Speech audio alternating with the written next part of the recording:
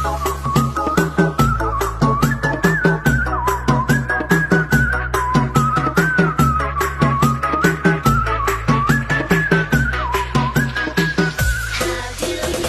what's up mga idol? So, buhay na natin yung atin pong dirt bike. So, ito na yung chassis.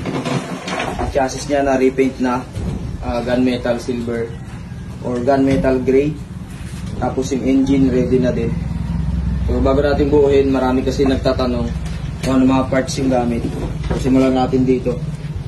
Ito yung footrest. Yan. Stock footrest. Tapos nilagyan lang natin ng bracket para ito nakakapit sa chassis. So ito dating footrest niya to. Then foldable na foot pegs. Tapos ito elbow custom. Pinasadya natin, mas malaki siya kaysa dito sa puno. Yung pipe natin, Lazada lang. Acropovic.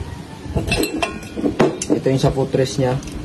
Sa brake and folding.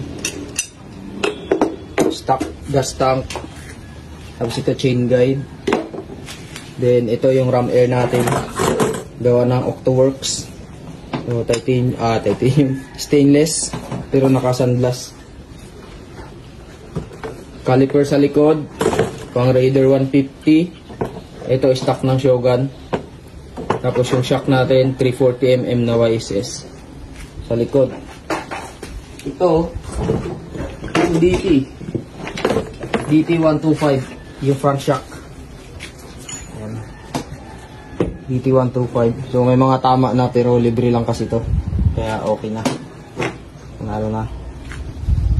Then ginawa natin yung side stand nakaraan. Tapos doon tayo sa wheels. Ito rear hub ng Raider 150. Tapos stock disc ng Raider. Then sprocket pang Raider din. 43 yung tip. Ito pang wave naman yung hub. Wave. Tapos 5 holes na disc. SPD rims na 19. Aluminum spoke. Then Yaguso. Ito Yaguso. Yung nipple aluminum yan. Sa likod naman, ito by 16. 90-100 by 16. SPD rims din. Yaguso spoke. Itong kabila, 70-100 by 19. Tapos, ito CRF 150. Ito parang CRF 250. Yung racing plate. Sa handlebar, yung pro taper lang sa Lazada.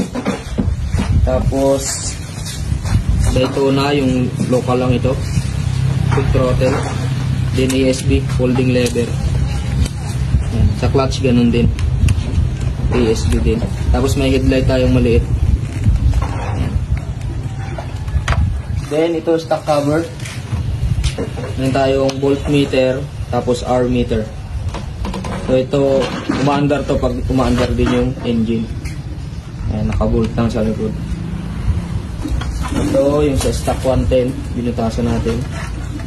Grab bar. Then ito yung rear cover natin.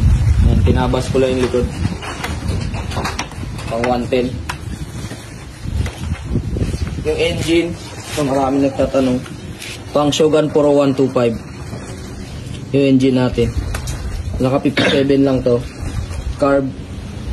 Yan, lagyan natin ng breather. And engine breather. So maganda dito, may clutch na kaagad. Tapos yung gear nya 1 down 3 up. Pitch bike yung ating carb. And pitch bike na 28mm flat slide. Then ito yung chassis. Pinalitan na yung engine mount dito. Then ito hindi na ginalaw. Itong in-adjust. Tapos lagyan natin ng brace. At ito. So shoutout kay Weng sa kanyang pintura. Ayan. Swing arm, ito ang daming nagtatanong. Pang Raider 150. So, madali lang naman i-convert, kakating nyo lang to. Then, kakatin nyo lang din yung sa XRM dito. Pinakabitan lang natin ng shock mount. Tapos, stock seat ng XRM. Genuine na Honda. So, yun lang. Pwede na natin i-assemble.